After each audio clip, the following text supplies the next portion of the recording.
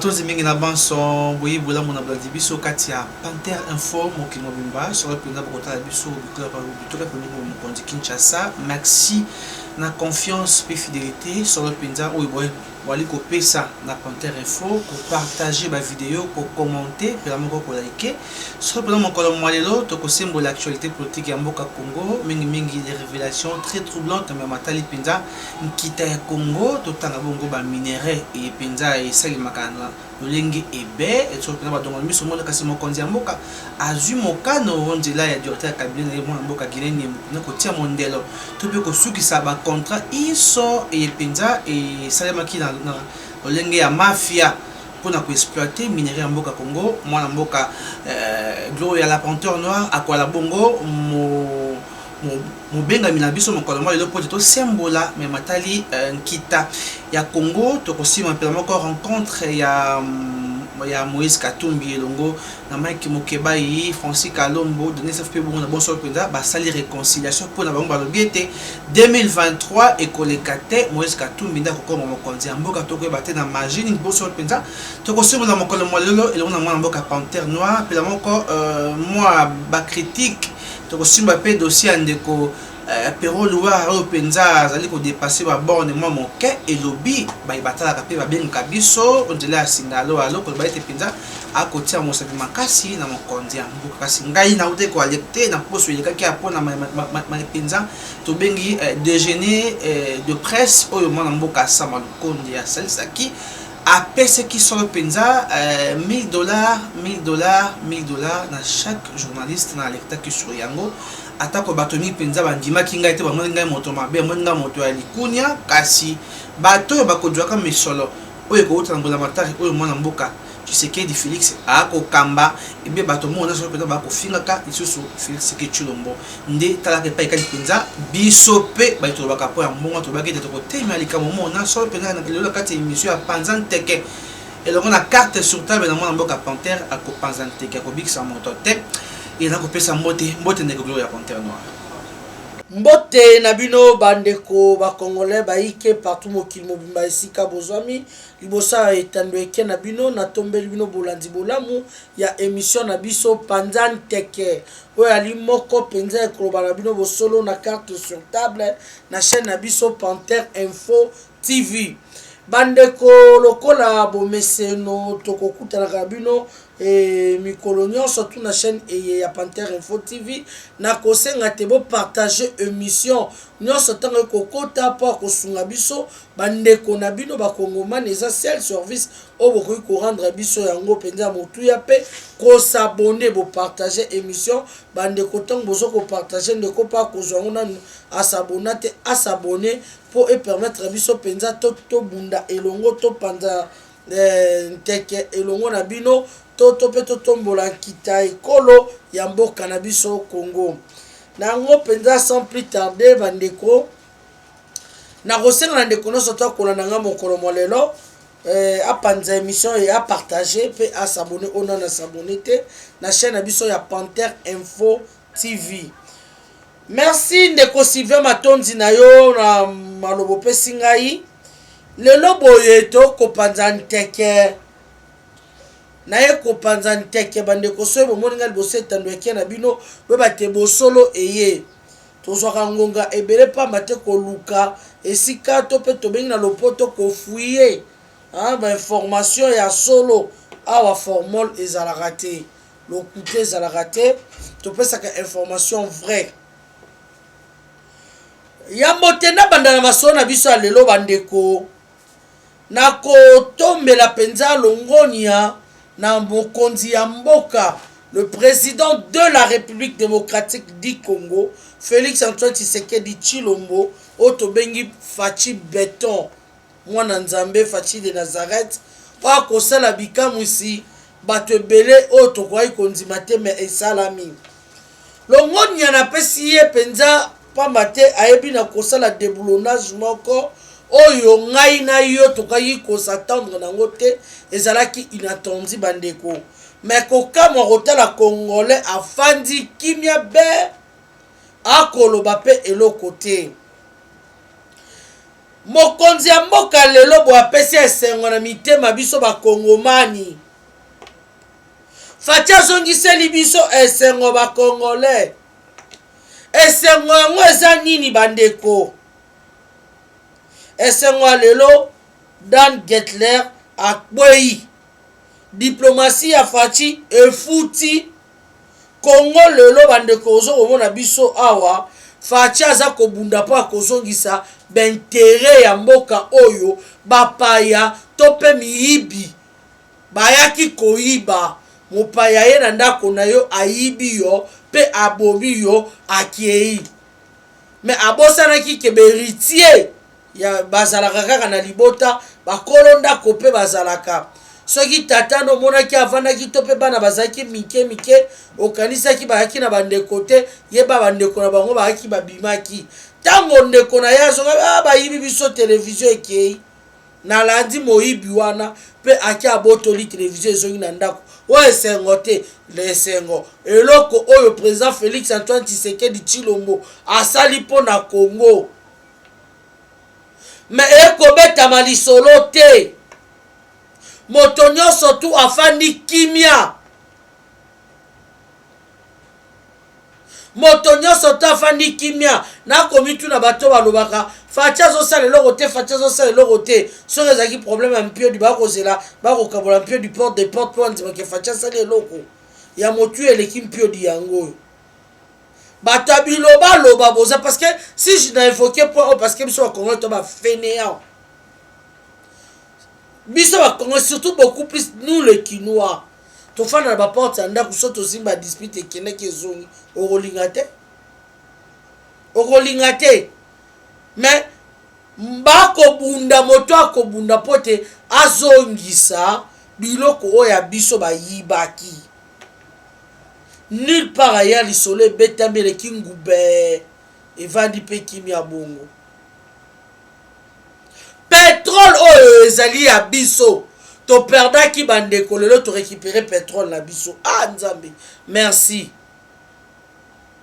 Faci merci.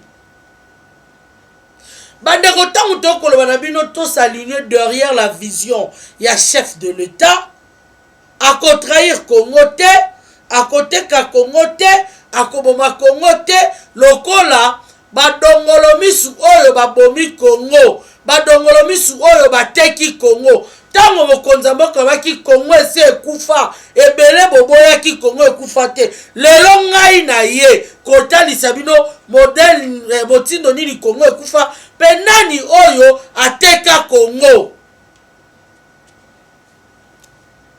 Nani yo ateka Congo. Nazala minute mingi te bandeko na kiko fungula nteke na ngai. Congo se teka makepa Kanambe.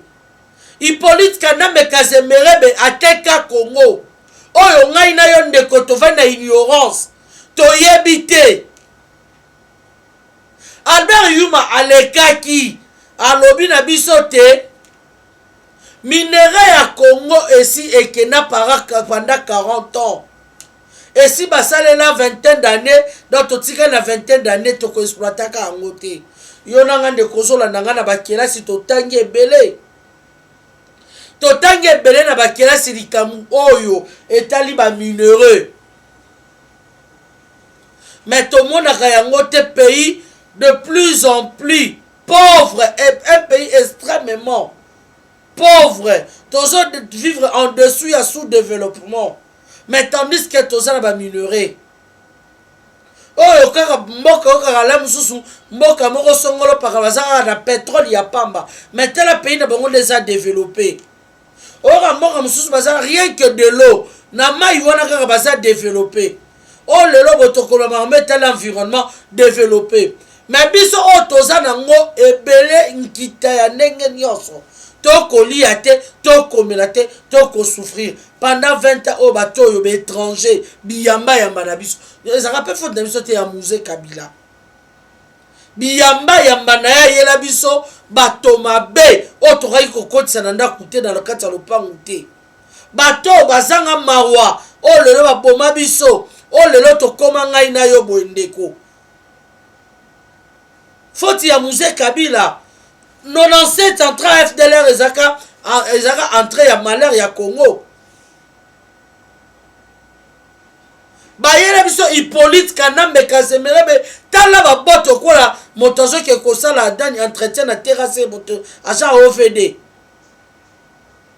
Mais lelo boye abomi biso asali biso mabe ateki mboka na biso ateki ba minere na biso asali onyo sako kosala bandeko tozangi mai ya komela tozangi mwinda tozangi sobino ngata papa mo ko ba nyanga na kata ya Rwanda. Lelo boye okoyoka Congolais pa kotelema aloba facha teki mboka na sikani facha kokuta misère ongana yo tozo sibir lelo nde pa bundi elonga lobi aluto bima na misère oyo.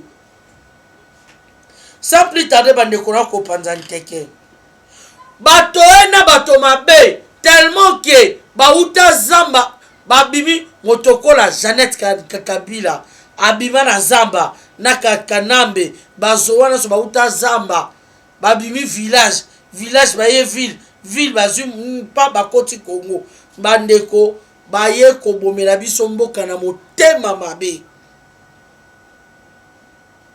bakamati eloko kwa Jekamine ezali no mobondo to nga mobonda Jekamine ezali suso bandaki kolamba makambo etali ba minere yazaki lokola nzungu eko uta na ba province différent soki tozui Kolwezi toza na cobalt e bandaki ko uta cobalt zo uta Kolwezi ezo ya na Jekamine okamati kilomoto otozaki na or pur ezo uta ezo ya okamati chikapa ba diamant ba cuivre et ketera bloko za kebele ya ona séparément pendant ba kaselo ngonya na bino soki makambo monde ezo ko simba te na bokoko na biso esalaka bandeko eza pasi pe mawa babomi Jekamine pour que bazwa ba etaba bandambo ya ba province to pe bakabola bango moko bakamata na kokomisa ngo ba société privée na bango neti lelo botokobeta lisolo o etali ya kilomoto or ya kilomoto or pire puisque tozolobela ba minéré lelo tokofungola nteke na o etali ba minéré minéral lelo tokobeta na tokofungola chapitre na o etali kilomoto po bandeko be batunaka or ya kilomoto ekenda wapi esaka boni or ya kilomoto bandeko lelo na kopanzela bino nteke ndeko kolanda ngai partager émission partager yango ya mbote na fungola nteke like tia ba j'aime na yo et bon s'abonner ezali la seule façon o bozo ko aider biso ba o ba ndeko na bino s'il vous plaît bandeko tozonga mbo kesima n'importe ya Mobutu tant nazo ko akize musée Asa malheur ya Congo. Oui, effectivement. Parce qu'à une époque, le Koya Mobutu, après ba Belge, Moto Azoki, premier dirigeant, ou Azoki dirigeant qui Jekamine, c'était un noir, un Congolais. N'importe quoi, Jekamine a qui Ricolo.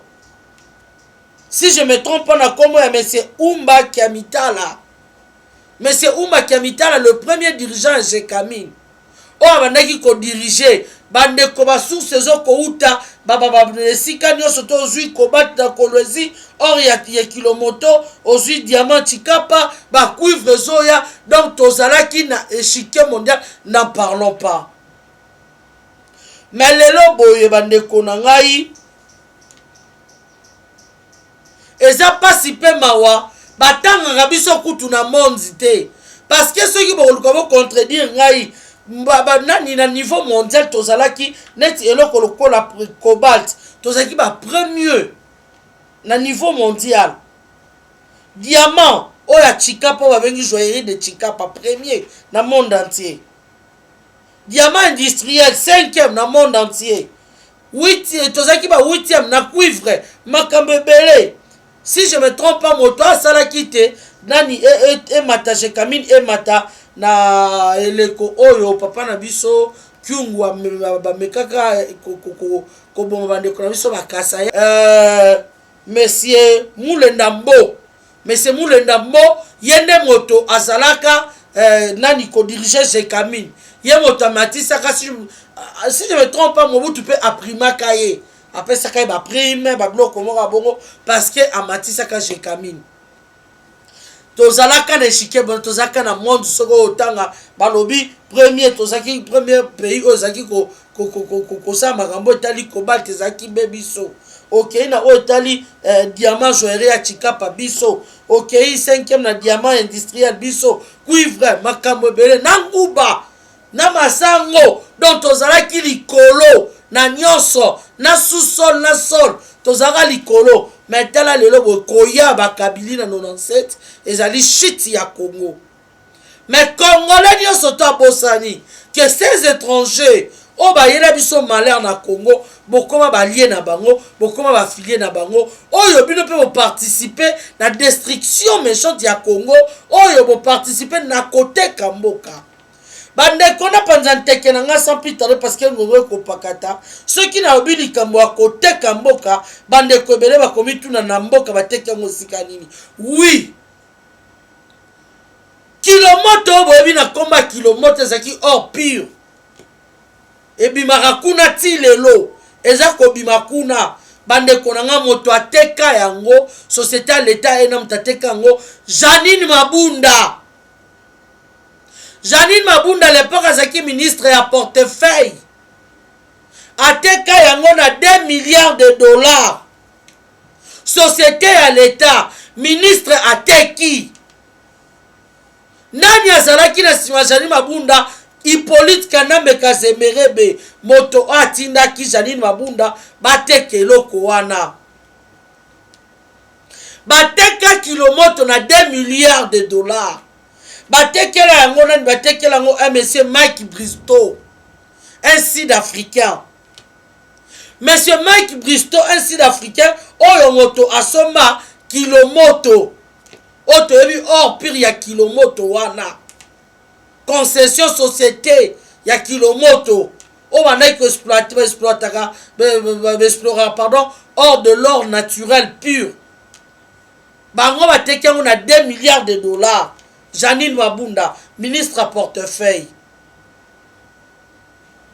qui est derrière Janine Mabunda qui était derrière Janine Mabunda Hippolyte Kanambe Kazemerebe malheureusement tango bakoteka ba société à l'état olewa sukata na mikanda ba société bango bakoteka na sol na sous-sol na babele nyonso tu bakamati bateki yango bandeko na ngai bateki nyonso na 2 milliards de dollars o bango batekaki epai ya monsieur Mike Bristow un sud-africain bapesi 70 millions de dollars na société ya kilomoto ce qui vaut 30% ya mbongo oyo bango batekelaki société ENA 70% ya mbongo etikali bazwi Kanambe na Jeannette Kanambe na Mabunda bakaboli soki bazoki bakomie toyebi te mais bango bazoki 70%. Pendant qu'on distraire batote lokola kilomoto ezali il faut exister bandeko na ngai bakamati eloko oyo tobengi na kombo ya société ya bakamati société oyo tobengi na kombo ya Rand Gold ya monsieur wana sud-africain ba maske yango po elongo kilomoto ekomi Rand Gold. Donc elongo kilomoto toyebi société kilomoto ezo kosala réseau produit ba or ba bloc ebele ba longoli kilomoto basa monsieur sud-africain na mais Mike Bristow asali Rand Gold na Rand Gold de wana po ba masque congolais ayebi kaka kilomoto soki lelo babi kilomoto ezaka lisusu te ekosala bakele ekopete alors bakei kosala kombo ya bapona masque bato basali Kibali Gold SARL Kibali wana bandeko boyebi c'est une rivière oyo eza mpe na or ebele bandeko baza na este bayebi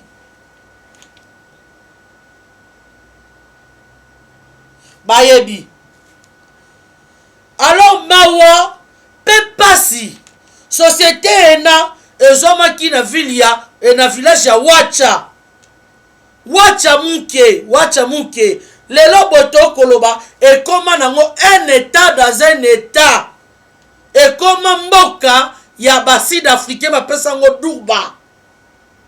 Donc Durban, le monsieur a acheté la société, le monsieur a acheté aussi le village entier, a acheté comme une pays naïe, mboka naïe, un état dans un état. Basa na police ya bango moko, DGM ya bango moko, makamonoso ya bango moko, na balubisu bato ba ko vivre mindele nde ko vivre kuna. Mais na kati ya Congo, mboka otebi ke wacha ezaka na Congo wacha ya rasute koma Durban. Si ba yela biso ba distraction na 2015, ba décentralisation na bango, basa la ba kata ba découpage na bango, ba province bele mike, ba bimisela biso yango pamba te ba yeba kitini yo ba ko sala partage ya gâteau, comment ko démontrer, comment ko teka.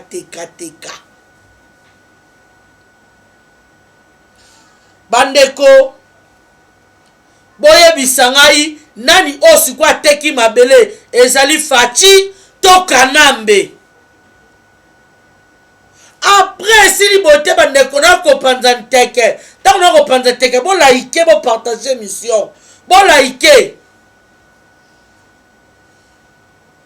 Après côté que esika ena concession ana tope société ena, Monsieur Mike Bristow étant grand actionnaire, il na mining katango bobengi mining katanga yango wana baba katumbi baye comme actionnaire ye Kanambe aye ye moko lisusu ngabunda actionnaire na kati aza partenaire baza actionnaire mais pendant ça actionnaire amnene na kati société wana dans 2 ou 3 ans a récupérer ki mbongo na ye nyonso 2 milliards na ye zongaki.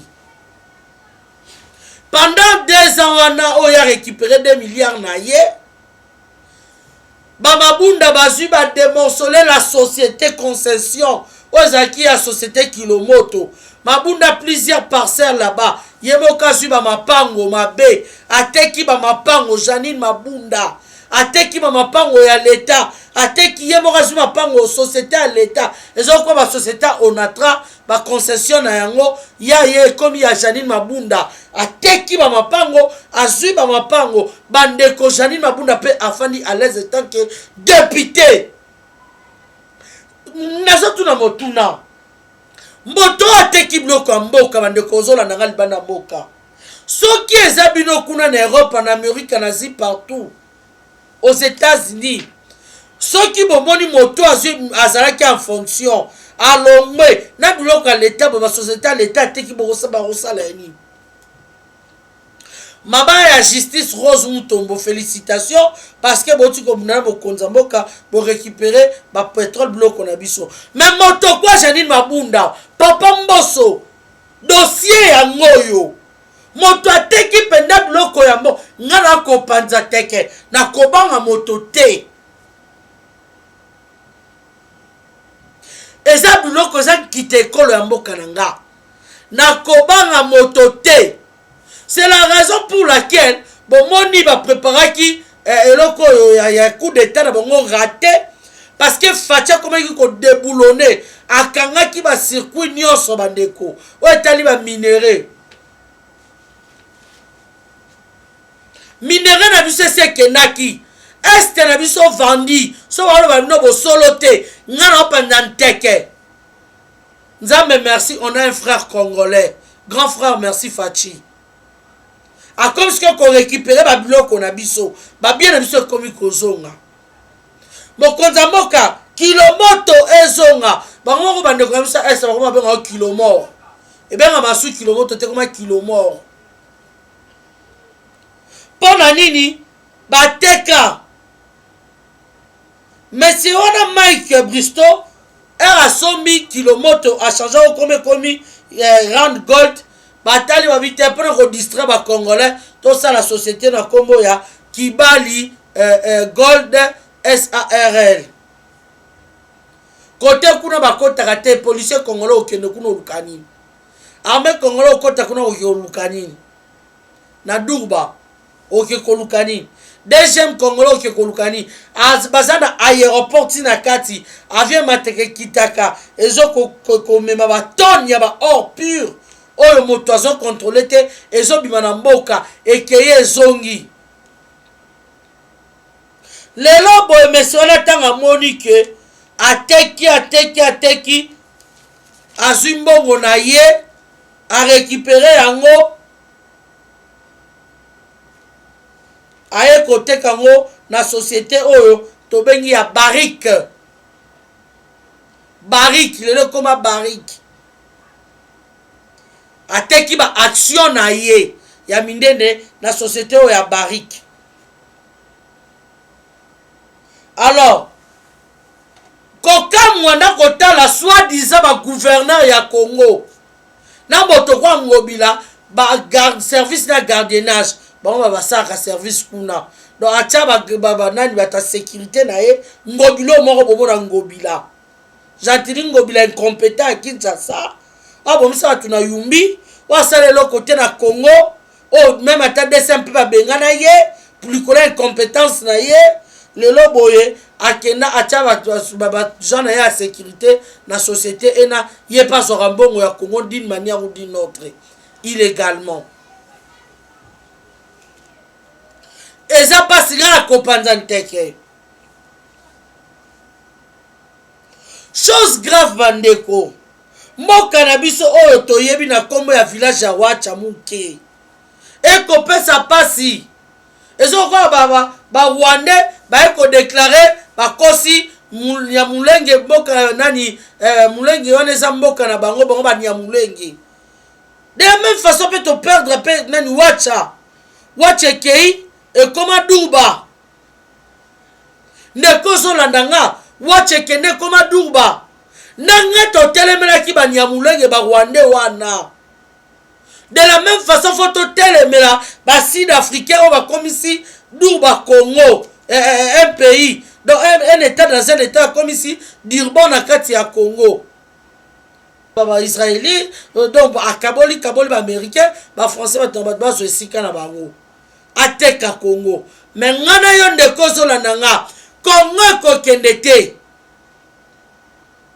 Congo eko kendete il faut voir na contraire wana ndenge bazo ko menacer ba congolais otonganda kuna pembeni ba buki otikali sans abri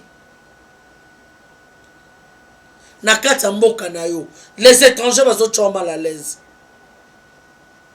eloko o efosi la nana kosili sango ndeko yona ngai otoza conscient to s'aligner derrière la vision ya chef de l'état to boto la biloko na biso oyo ba usurpateur ba identité kwa Kanambe Joseph Kabila hypocrite Hippolyte aya kokosa yibi biso biloko na biso bandeko to boto la biloko na biso to récupérer yango to récupérer yango pétrole le songi ya biso bloc belé songi ya biso to récupérer kilomoto or wane ko servir biso bandeko.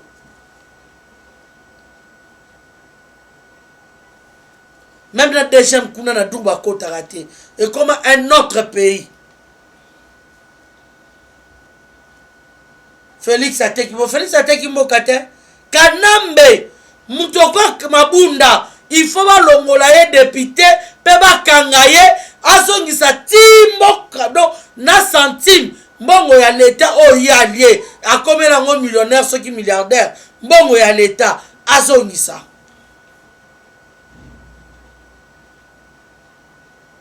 convoitise oteki mboka likola mbongo mokie obi combien otozo perdre na minutes au de milliards de l'or pur qui sort là-bas.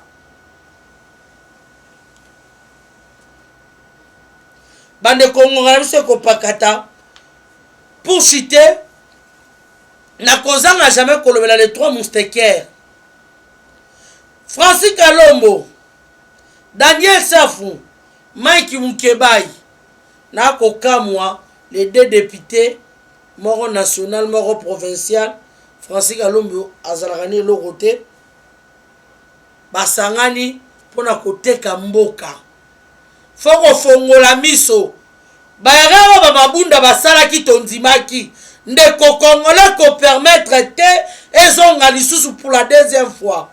Ces trois mousquetaires se sont alliés avec un étranger au nom de Katumbi. Moïse Katumbi Otobengi Soriano, le vieux Ziggy. En même temps, il y a moko Zambien. En même temps, il y a moko Israélite. En même temps, il y a moko Italien. Il y a moko Grec. Il s'est prononcé aux yeux de tous, devant la communauté internationale, devant tout le monde, qu'il est un étranger. Azar juif. Il s'est prononcé. Mais regardez l'inconscience. Il y a Bissoba Congolais. Nous soutenons jusque-là et nous continuons à soutenir celui qui s'est proclamé un étranger de lui-même aux yeux de tous. À talité que Mokili Mobimezo Landaye a pu s'y positionner par identité naïe tellement que Toza va ignorant, va envoûté, va naïf que nous sommes. Tozo continue à soutenir à côté Kasusu Mboka Fwadepo Katumbepo Mike Mukeba Achambongo na poche na ye Daniel Safa Chambongo na poche na ye Francis Kalomba Chambongo na Yawa na comprendre Daniel Safa dernièrement na tomo na matete O kabimba poto ko zomo pa Katumbi Daniel Safa dernièrement na matete ko oui na couloir ya Chilombo oui na couloir aleki a pandi mbongo Okolingate Otiko zomo pa Katumbi voilà soi-disant un député bande connaît son tête bozo landanga ce monsieur il ne mérite pas amemi mwasi na yekuna bapia bango mbongo donc ils sont là pour leur propre vie leur famille pour na mwasi na bana na bango na etali congolais te oya pesi no ba miette bo bien enveloppe oya je pas Ziggy oya pas Katumbi Soriano étranger Poko pakolona mafuta na monoko bandeko eza soni kotala député le roi Daniel Safa le kana recours comme député asalié lelo boye na ignorant eza parce qu'il y a les soi-disant le député inutile de vous appeler des honorables vous n'êtes pas des honorables messieurs vous n'êtes pas vous le méritez pas. Honorable en quoi? Vous honorez qui et quoi? Ce monsieur lui-même s'est proclamé que je suis un juif, je suis un étranger. Mais aujourd'hui, Boké quoi appuyer pour que 2023 vouloir ou pas, c'est qu'à tout monsieur au salim à Bobo Meki, Torobibi Sabatuna Babalabala, tout ça désordre. Deux messieurs, ce temps est passé. Ceux qui vont Meki, vous n'êtes pas la force. Ceux qui vont meki, et ça la force moi si et que se terminer Buno. Je vous le jure, je vous le promets. Et ça pas si côté là-bas Congolais, soi-disant intellectuel, mais abrité devant dossier beaucoup. Excusez-moi bandeko, vous t'en expliquer me un kilomètre qui est ba Congolais ba tekimboka na kanambe. Et bah on appelle lisusu ba yeba teka. Bakoteka nini bandeko mibasi bateka basala sasim pona ko distraire biso tandis que moi na moka zo bunda pas récupérer bango bazo luka susu basala lieu na bato alibanda bateka mboka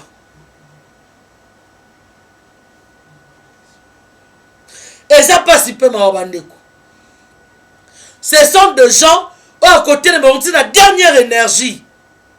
Ceux qui bakabuma bunda, bateka kamboka, bateka kilomoto, bateka tout un village, bateka les étrangers, et comment les lomboka na bango, parce que tous équipes naïfs, ignorants, mais maintenant là, nous ne sommes plus, c'est fini, cette naïveté.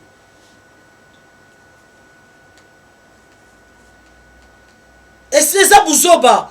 Katumbi c'est un voleur, Katumbi c'est un étranger, Katumbi c'est un tueur, c'est un mafieux qui est venu à bout tout que Moussikate. Ce bon bien un vol aïbani bloc à cabasser les arbres. Bloc à cabasser les arbres. Nana boba cabasser les bandits. Comment répondre s'il vous plaît? Parmi destruction, j'ai Camille fait partie. Parmi destruction, Miba, dans la ville 97, ils ont malheur ya Congo. Ils ont passé. Ils ont passé. Et si il était au tel Moutuloko, la première ministre en fonction, Sama Lukonde, le col a outana Ako, parti à Moïse Katumbi, ensemble à Moïse Katumbi, il réunit, à réunir les journalistes Oyo, ma fille na chef de l'État, a bimisi Mosolo Ebele, na valeur de 500 000 $, après si va louer à 1000 $, na yebisa kino ndenga ba routier sikana kala mingi te bokomona ndeko na ngai Stéphane merci o Edem TV pona moni à répondre louara ce que motuna na ngezali a louara a confier à chef de l'État a louara confier à chef de l'État bandeko bolinga toujours ko critiquer biso ba o critique ça ma bête oui c'est bien mais à la positive mais si ko louara a zo confier soki ngai na répondre ye. Pour Fati, c'est mon grand frère. Fati, c'est mon frère. De père et de mère congolais. Fati, c'est mon président. Président Nangaï. N'a pas permettre de traiter ma fingaye. Parce que ceux qui n'ont eu na Syrie qui n'a pas répondre à y. Et que ça n'a pas été bon condamné là. Motuna Nangé Sawana. Ça m'a le ministre. Ya Katumbi abenga bato ba Katumbi ba journaliste ba chani ba nani ba polite ki muntu apesa ba mbongo yango guerre médiatique ebandi bino pe bande ko na biso tant to ko bino guerre eza a na niveau média be biso to ko sai ko suka ga boye botika biso pe to kota na terrain parce que bazo ko inculquer lokuta mabe na mitu ya ba congolais ba yebi vérité te surtout Anakin bakino ebele bazo ba vérité te ce qui se passe bango lokola bazo ebele ba pandi ba ona ba média bazo ko inculquer le bêtise lokuta maintenant on n'a pas de moyens nous sommes limités ngala kena musika te na bio na on 300 $. 300 $ ka ya pamba jusque là na mo taper singate na louer ka espace ka un espace wana moko na louer dans un moko te. Tous les belés au moins, autre ça que veille patriotique. To bundata na mwe lokona mkie espace wana. To mekana kolongola makanisi mabe, misala mabe o batiena mitu ya ba kongomani. Parce que inconscience ezo kola. Baza kolona inconscient, maudit tous les journalistes oyo alona inconscience na mito ba congolais na mwasi na bana ne ba kofuta soka za mwasi na mobali na bana ne ba kofuta ma mweke mabeleza ba kokote moto nyoso tazo telemela azo telemela mboka oyo na ba pa ya bosangani oza maudit.